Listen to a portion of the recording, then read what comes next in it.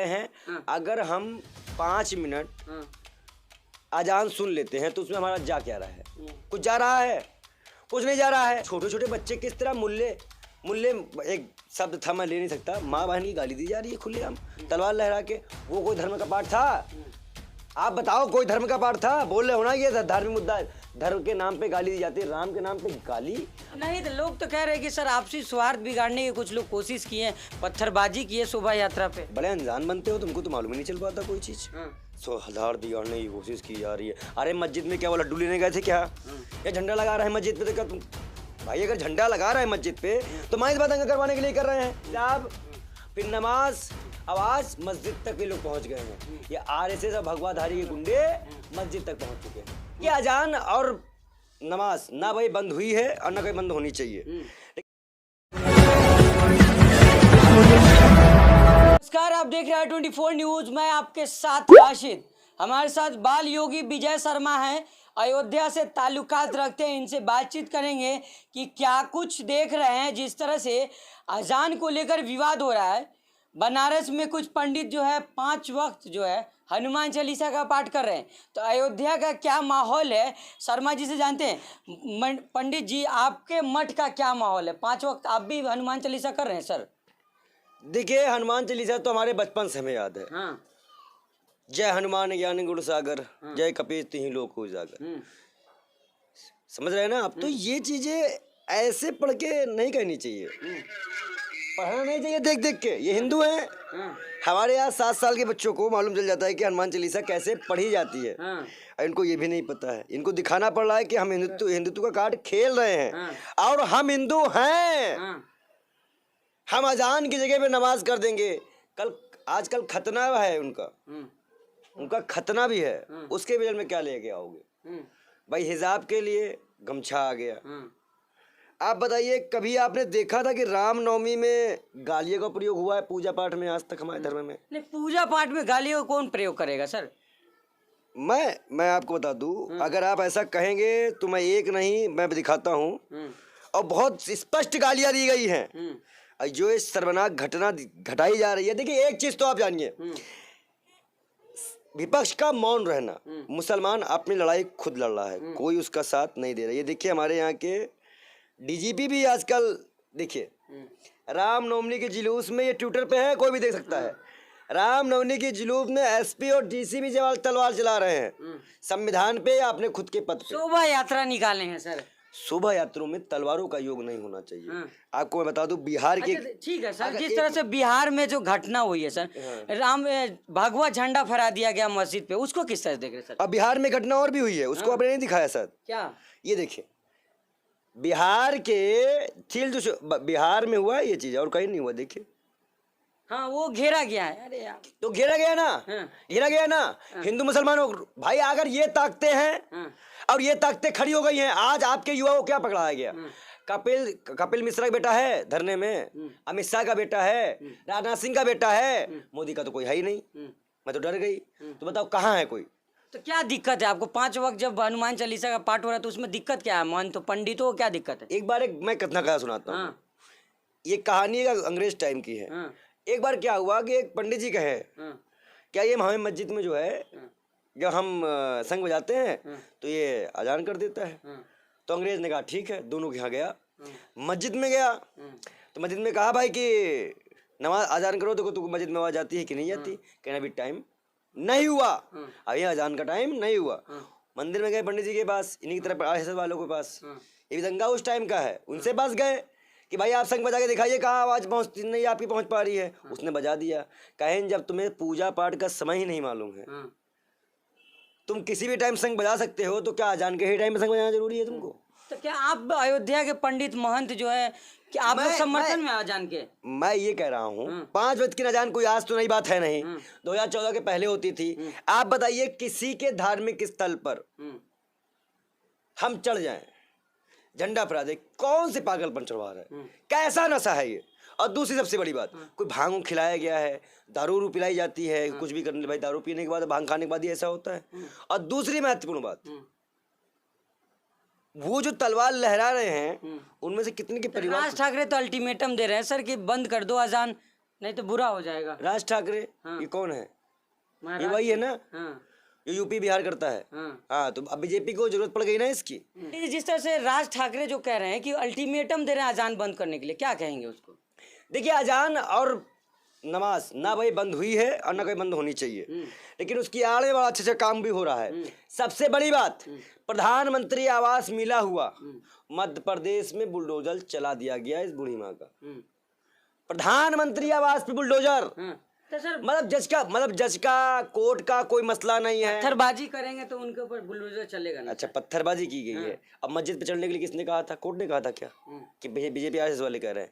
जब आदमी आरएसएस के, लोग भाजपाई, सब प्रकरण भाजपा का, प्रधानमंत्री जी मौन क्यों? जो कहते थे महंगाई का मां नहीं बोल पा रहा है, आज वो हिंसा पे बारे में क्यों नहीं बोल रहे हैं? आप देखिए, एक दो नहीं, ये जितनी भी सीरियल वाली घटनाएं आपको दिखाई जा रही है, सबसे महत्वपूर्ण कि मुसलमान 44 मुसलमान का घर जला दिया गया। राजस्थान सरकार ने कार्रवाई करते हुए जांच करवाई। सीबीआई जांच से डरते हैं, क्यों नहीं करवाते? छत्तीसगढ़ में आप क्यों नहीं करवाते?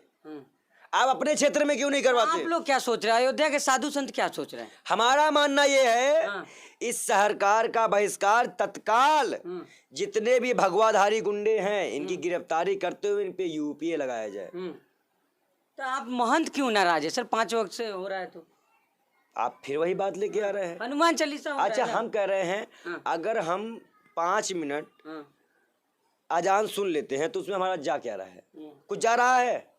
कुछ नहीं जा रहा है। और ये 70 साल से होते आया है और ये परंपरा रही है। और दूसरी महत्वपूर्ण बात है, हमारे यहाँ भी धार्मिक कार्यों में काम होता है, हमारे भी यहाँ भी पूजा पाठ होती है, हम भी हमारे यहाँ भी बलि चढ़ती है, हमारे यहाँ सब कुछ होता है। ये नफरत का पुलिंदा लाने के, देखिए, हिजाब, फिर नमाज, आवाज मस्जिद तक ये लोग पहुंच गए हैं। ये आरएसएस और भगवाधारी के गुंडे मस्जिद तक पहुंच चुके हैं।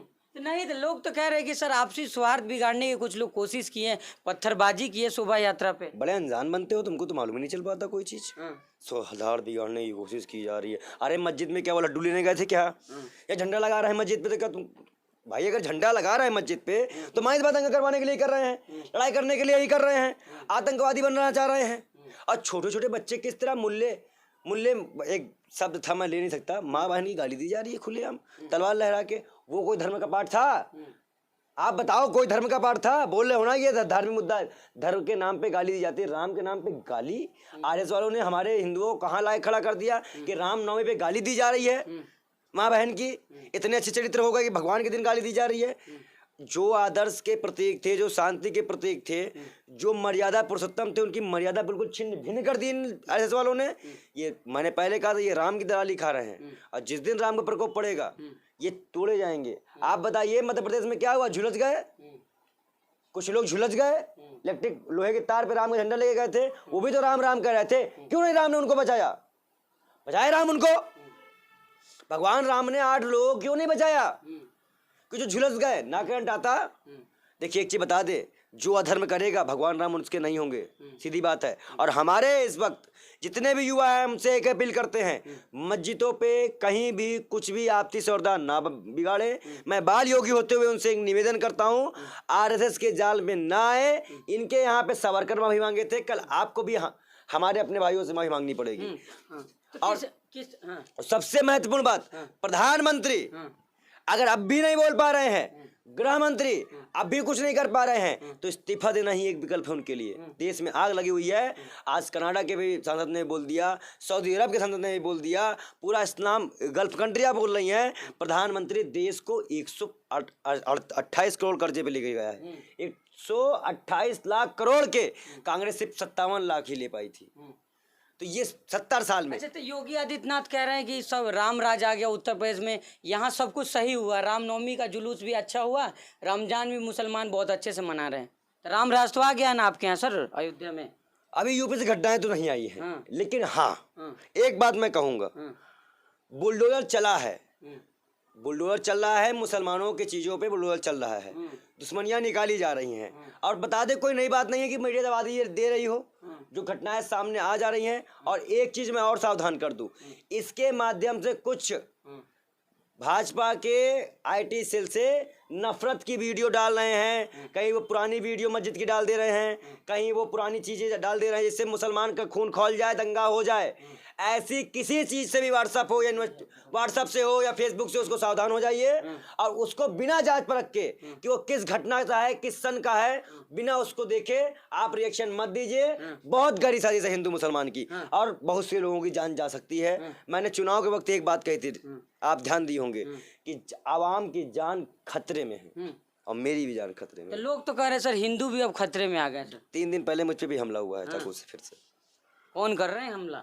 अब आप देखिए 5वां हमला है ये। आप भी तो खतरे में लग रहा है भैया। साधु संत हिंदुस्तान में खतरे में। हम भैया इस वक्त नफरत क्या आ गए। मानिए हिंदू की भीड़ आ रही है, उधर मुसलमान की भीड़ आ रही है, किसने किसको काटा?